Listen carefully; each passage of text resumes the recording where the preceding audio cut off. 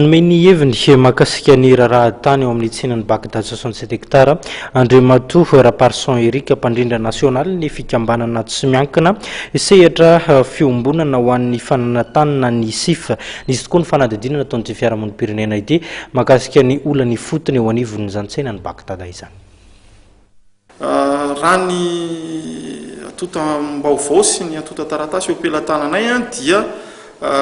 le tany voakasika an'io raharaha io dia ny tany tratran'ny expropriation pour cause d'utilité publique anamboarana le boulevard de l'Europe. An'olon-tsotra ny akamaroan'le tany tamin'izany fotoana dia tsy nandalo tamin'le toerana indray ngamba le fanamboarana dia raha ny tokony ho izy amin'le principe ny droit de préemption tokony verina amin'ireo olona eo izy kanefa tsy izay ny zavatra nitranga foatra ny olo-kafa no namarotana azy dia eo no fototry ny olana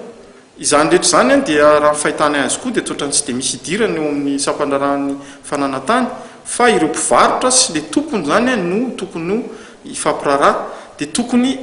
jerena koa zany ny fampampiarana ny lalàna amin'izay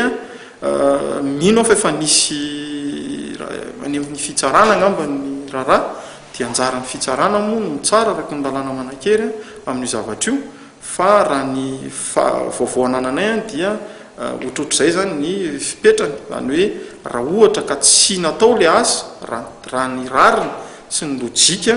na tsy misy lalàna raha dia ngamba ny ara-drariny dia hoe tsy nampiasaina indray le izy dia averina amin'le olona na raha ohatra ka amin'izay dia amidy le izy fa amidy dia satria fa mety nandray indemnité le olona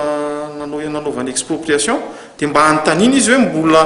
ho averinay ity fa tsy vita ka ho averina aminareo ve dia avereny le indemnité no mena anazy sy dommage intérêt no mena anazy ka tsy hay na nisy zay resaka izay na tsy nisy fa hatreto aloha ny atotan'ny taratasy teo aminay dia ny hoe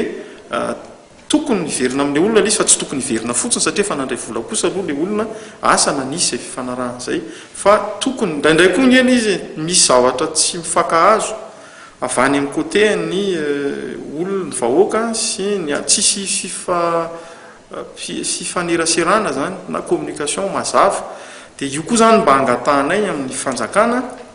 efa ara-dalàna dia ny mba hisinina dialogy na fifampiresahana amin'ny vahoaka